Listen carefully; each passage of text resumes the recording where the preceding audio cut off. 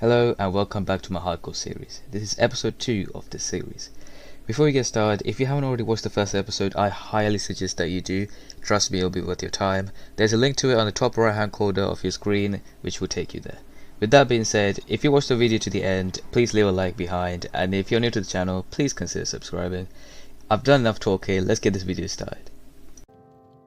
I want to start the episode by collecting the iron that was in the furnace, and then craft some iron tools with them, except an iron sword, because my stone sword was already in good condition. I didn't need another sword.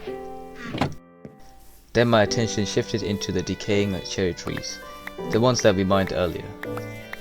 I collected the saplings that was on the floor, and I managed to collect quite a few of them. I also remembered that I still needed 13 fences to finish the bridge fully, or at least partially. I was going to decorate it later on. So I went back to the forest area to get some more oak logs.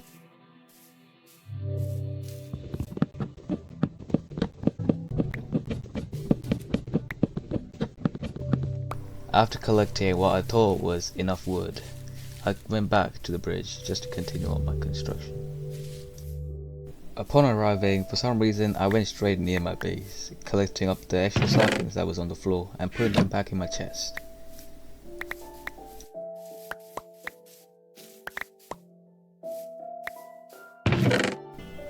With 9 fences in my inventory, I went back to the bridge just to finish it up. Unfortunately, I still didn't have enough. Of course, I needed 13 instead of 9. But considering how much wood I have, I think it should be enough.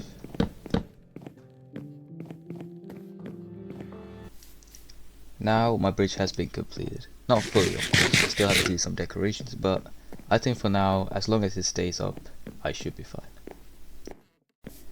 I decided to go back to the cave that I found earlier. Now with iron armor, I felt much more confident reaching that. Of course, I was still troubled by the powder snow, but we'll get through it.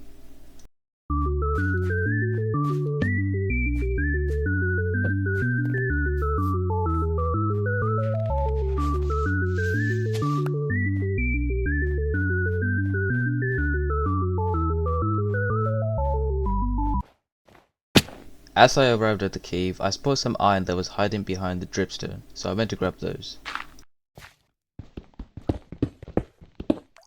After that, I started looking around for more iron ore. From here, I thought it was best for me to speed up my cave journeys and then slow down on some significant events in case I find any more ores.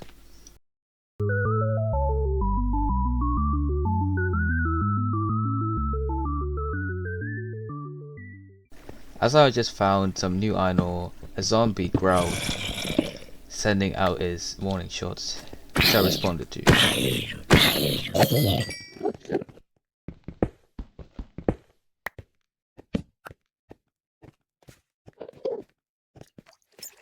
Over here, if I did not wear headphones and have a high volume, the whole series would have ended.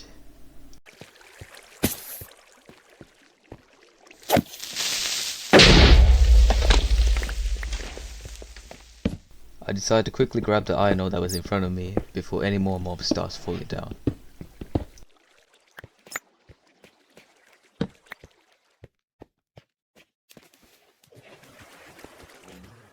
This fight should have taken way less time to complete.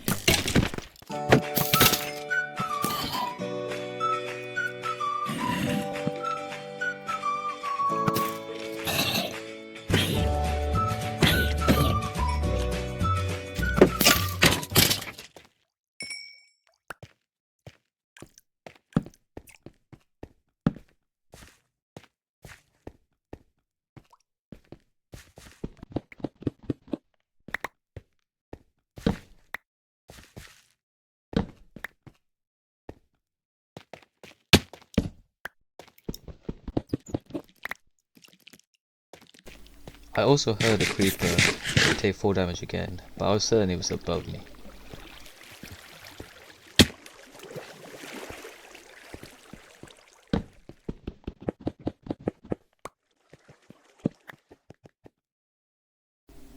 Being scarred by the previous incident, I decided to go to my settings and turned on subtitles, just so I could know if something's nearby. even if I can't hear him.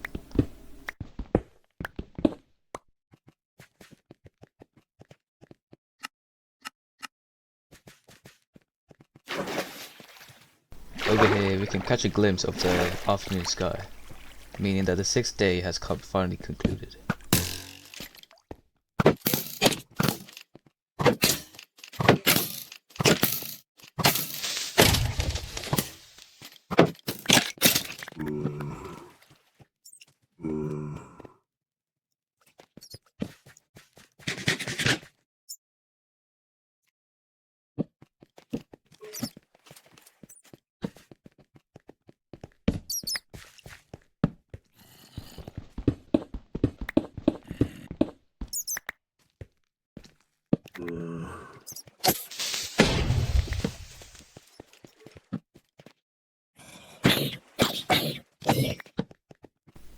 After dwelling into the cave even more, I found a really deep, area of a cave.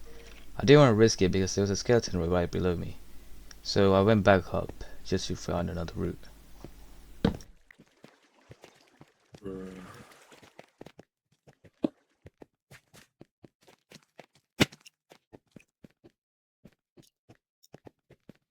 I haven't been to this side of the cave, so I decided to go there.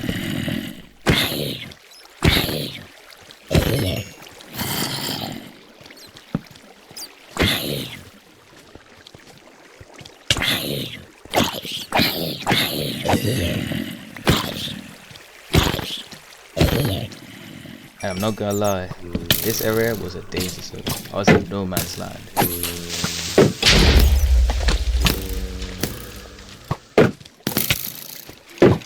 The amount of luck that I had to get out of that situation, which could have possibly killed me, was incredible. I decided to make a run for it, in case there were much calmer areas of the cave. Later on, I saw traces of moonlight shining through the cave. That was my exit, at least for now. I will come back to the cave later. After taking out a few nighttime monsters, I decided to go to sleep.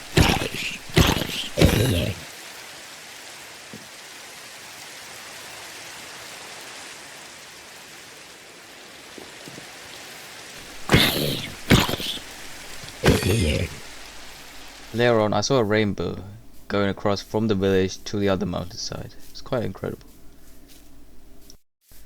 Later on, I went back to my chest to collect the cherry saplings that was in it. I wanted to replant them and repopulate. At this point, I had 46 saplings. I was quite confident that I could probably make a whole biome out of these.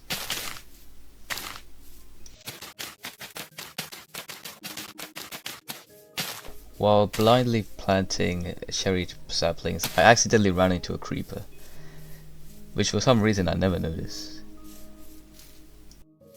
The best way to solve the problem right now is to take them one by one, otherwise I could risk some damage to my base.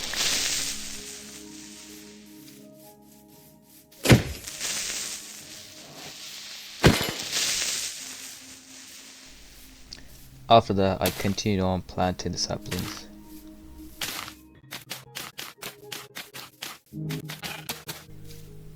Since the trees take a while to grow, I decided to go on an adventure.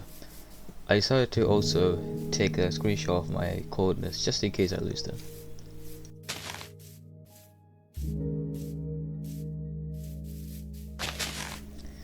Not long later, I found another cave. It wasn't as impressive as the ones I've been to so far, but I still decided to check it out. Fortunately, it just failed my standards, so I just left. After continuing in the same direction, I found another cave. This one was massive, and I could tell this was a good one, and so far it might even be the best one. Unfortunately, I didn't know how to get down there safely, at least not yet. I didn't have a water bucket, which I crafted immediately after. However, my problem hasn't had its full solution yet. I wasn't sure where to get the water from. I spotted a river across, but for some reason I failed to notice it while playing. So I decided to go down into the cave somehow, like digging down, and then try and get some water from the dripstone.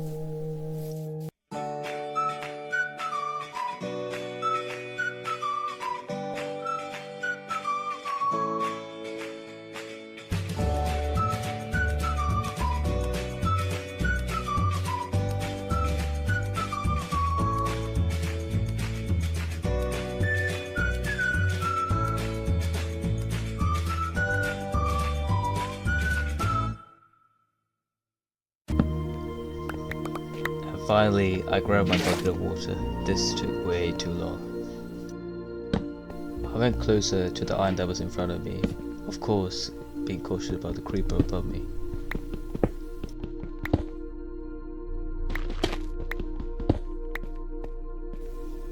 While I was about to get the next patch of iron, a zombie suddenly took some fall damage, trapping himself between the dripstone.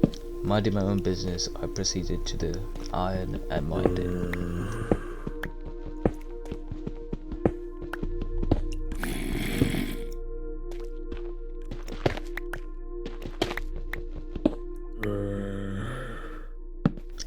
Again, I thought to myself that it's best if I speed up the cave journey and just slow down on the points that I think were interesting.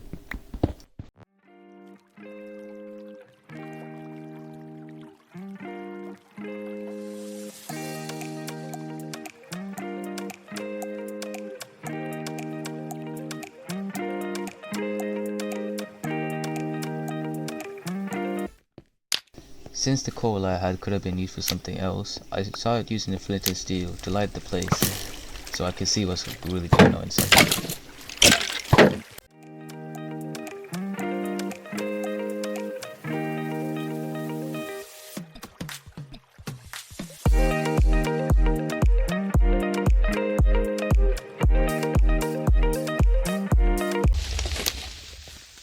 And then finally I reached the deep slate level.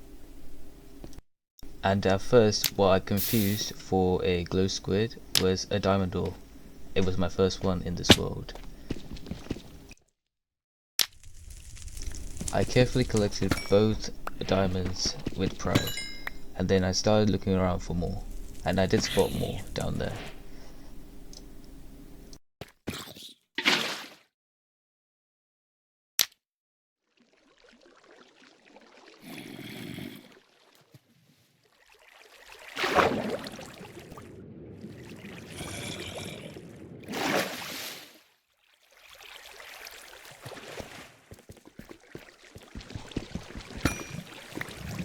Even though it was just one diamond, I'm still grateful because I can craft a diamond pickaxe and hopefully still enable another pull.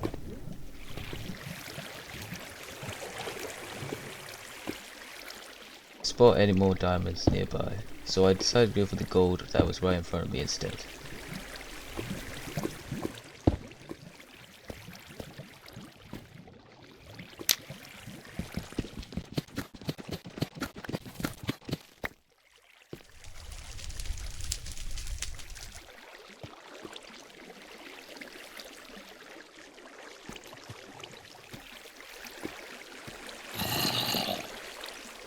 After mining the gold in front of me, I was intrigued by the single-lined cave which I found, so I decided to go in there.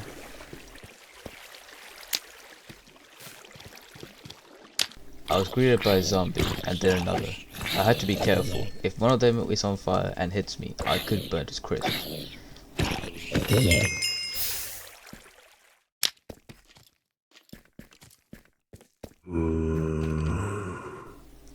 I heard a zombie growl and a skeleton, which meant that there's a cave nearby. So I started digging into the wall to see if I can find an opening.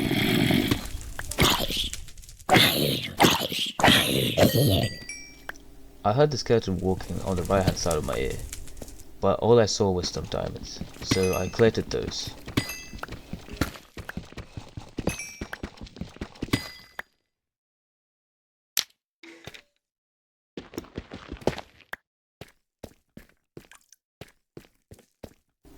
And eventually I found him, hiding in the other side of the cave.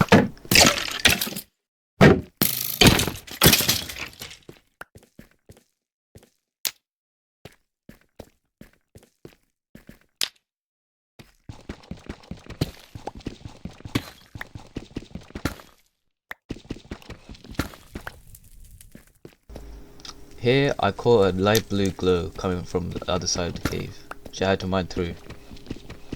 You can see how many diamonds I got here.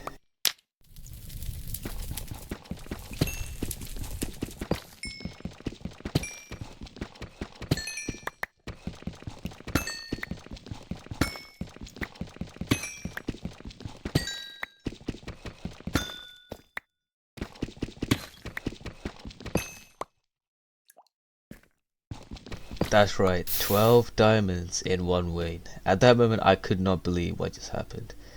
I don't know how it happened, but I think later on I will figure out how it happened. I've seen a video on where the chunks sort of overlap and then there's diamonds on each corner of that chunk, so that probably happened there.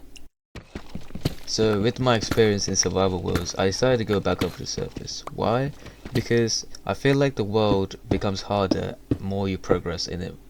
So with all these diamonds now, I just feel like it will get a whole lot harder. So I just wanted to go back up there and be a little bit safer.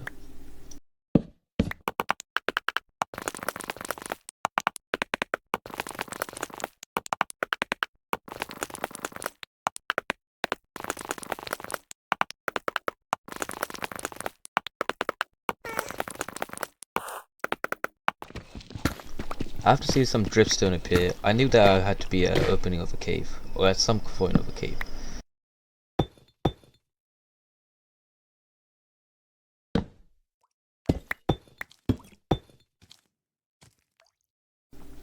However, clearly, I was not welcome here.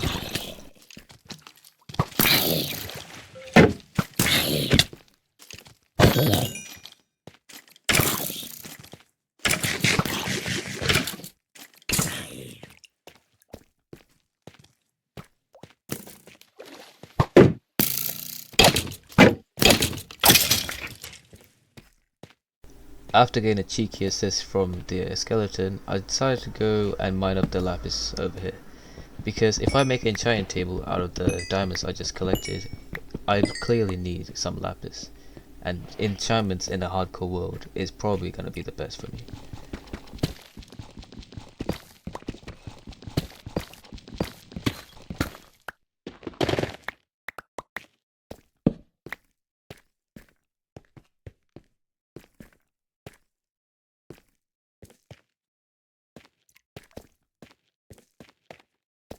After taking a quick look around, I recognized this place. This was where we first found Deep Slate. From here I knew where to go, so I'll just speed these things up.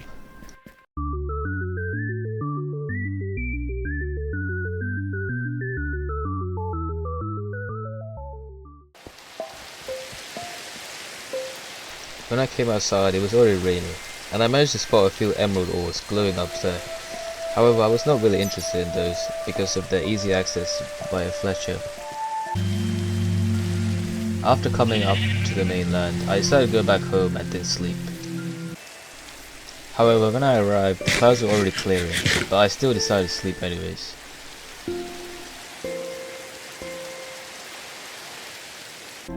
On the next day, I decided to collect the cooked steak and they put my iron that I freshly mined from that cave into the furnace so they can be cooked. I also decided to clear my inventory by putting some rubbish in the chest. I know, I'm not the most organized person, but it is what it is. With the diamonds in my hands, now the only thing that was missing was obsidian and a book. For that I need paper, and of course for that I need sugarcane. So I started searching by the near river for any sugarcane. Unfortunately I couldn't find any nearby, so I had to go for a walk. I found another cave that was quite nearby to the base. However, I was not really bothered to go in there. Instead, I decided to go check it out just to see visually if it's good enough.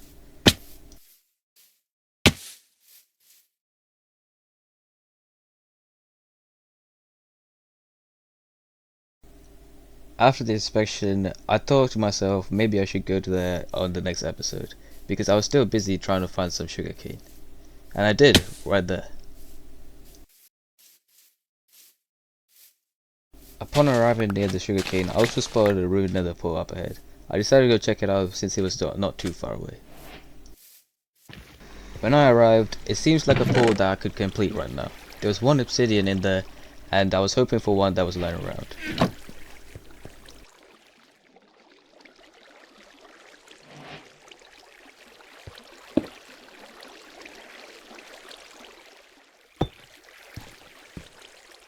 I needed 2 more obsidian to complete the portal.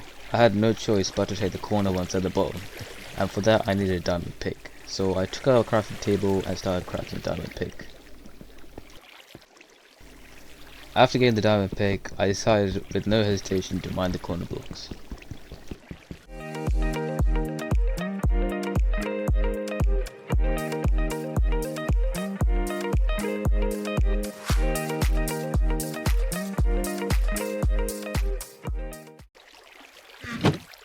With the pole completed, I decided to use my flint and steel to finally light it.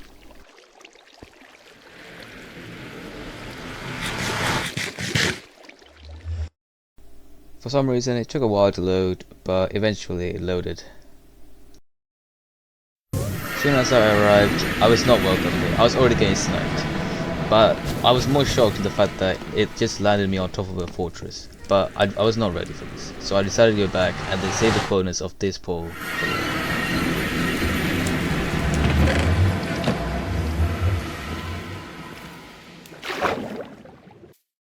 When I arrived to a point where I could see my base on the village, I decided to go check out the other side, because I have never seen this area before.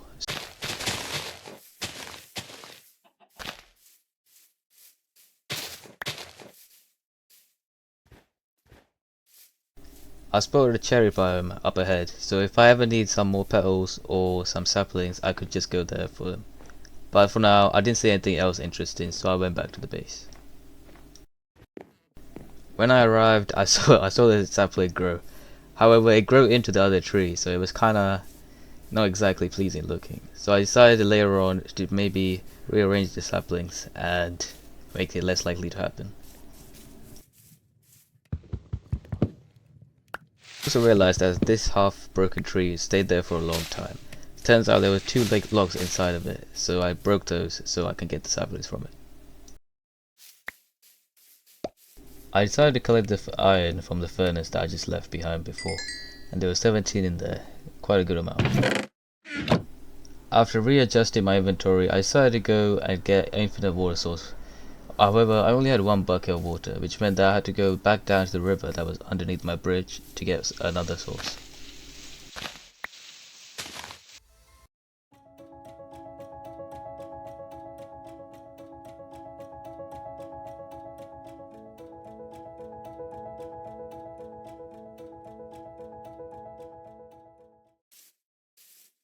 After coming back to the base, I decided to go to sleep to prevent mobs from spawning.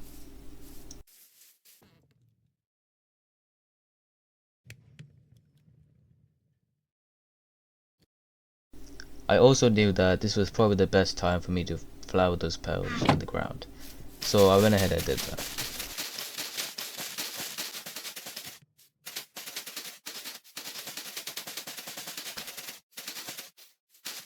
I thought it's best to just scatter them across the floor. It frees up inventory and it brings a nice view to the place, and also I can just duplicate them later with bone meal.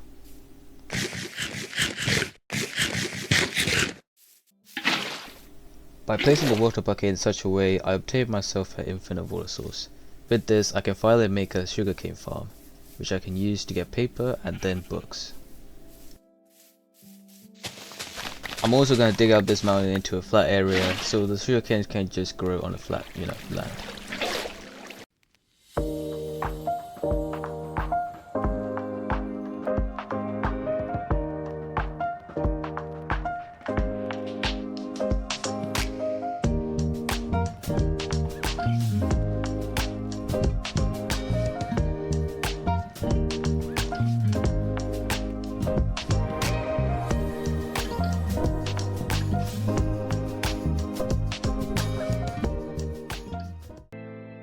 With the extra stuff that grows on the land removed, I marked the height which I wanted it to be, and then started digging up the extra dirt.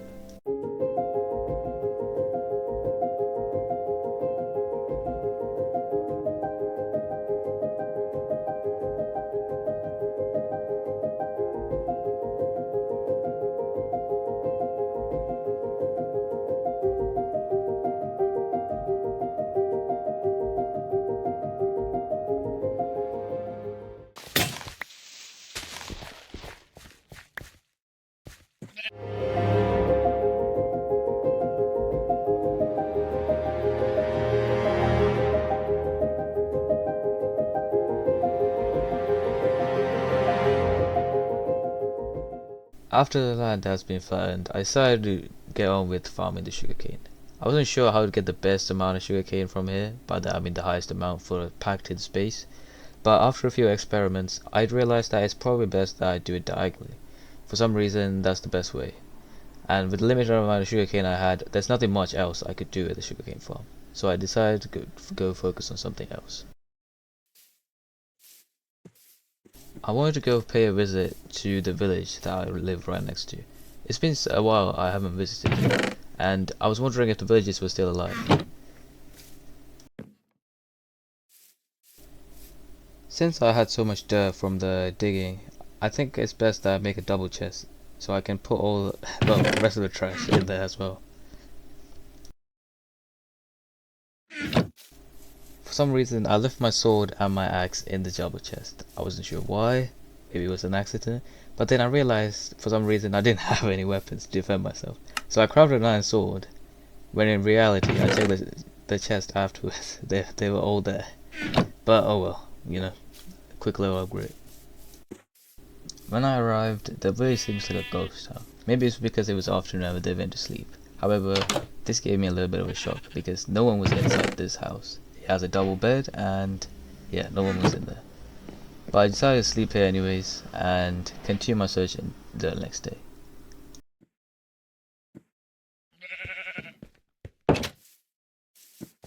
I became increasingly worried because no one was at the village's center as well.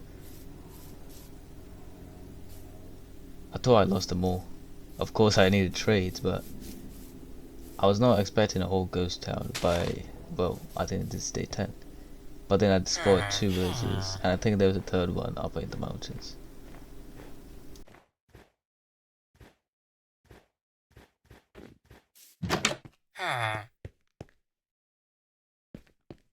It's my first time being up here. I realized that the village was actually inside of a cave. Well, at least one house of it was. This meant that some of the villagers could have gone into the cave and become zombified. And then of course when it becomes daytime, they burn.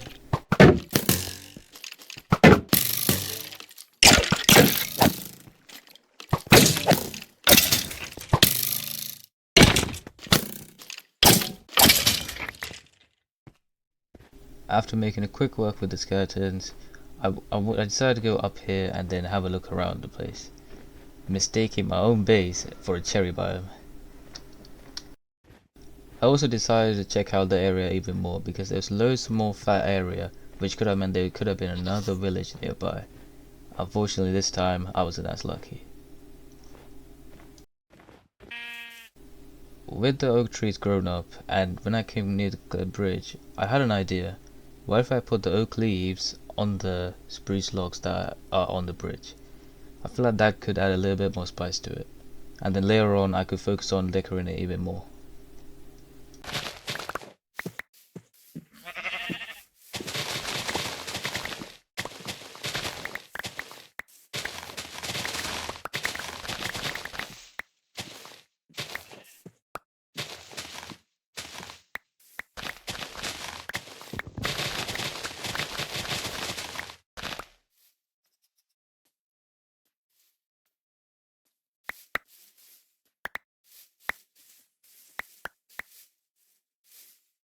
I also decided to get rid of the oak logs from the trees because I didn't want any ideas or misconceptions that Herobrine was in our world.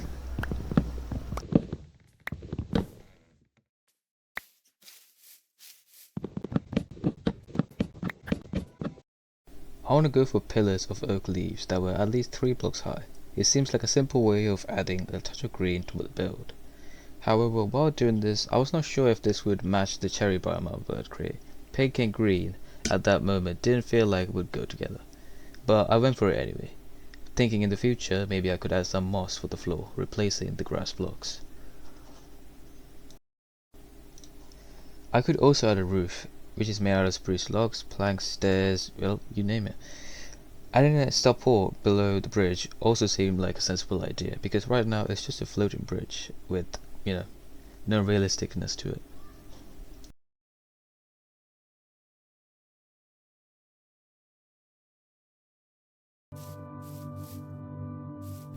I think adding a roof here might be actually the best thing I can do. So far it looks good, but not good enough. Since the iron I left in the furnace was fully smelted, I decided to put the raw gold I found in there now as well. And then if I am going to use any type of wood for this bridge, I think the best one would be spruce wood, because cherry, I don't think, even though I have a whole biome of it, will suit it any good. So I think it's best if we start a spruce forest biome. But before we do that, I want to check on the sugarcane farm to see if there's any progress. Well, nothing yet. Ice mountain with the spruce trees. I decided to go mine for it, and then afterwards, when I mine the whole tree, I can use the saplings for a tree farm later on.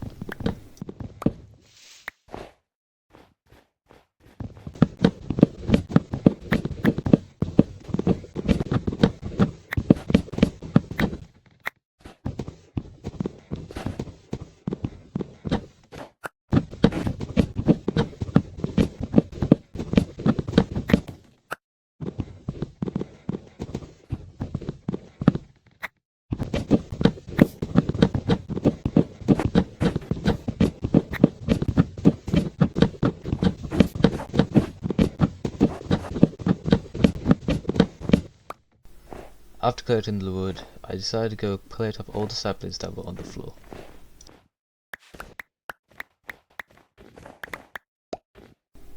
Then I went into a flatter and much more stable layer of ground just to plant the trees, or the saplings, in the 2x2 formation so we can get large spruce trees.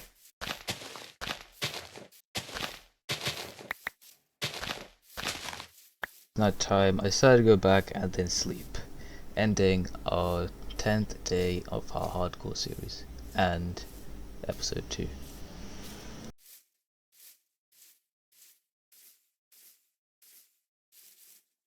Thank you so much for watching, and see you in the next one.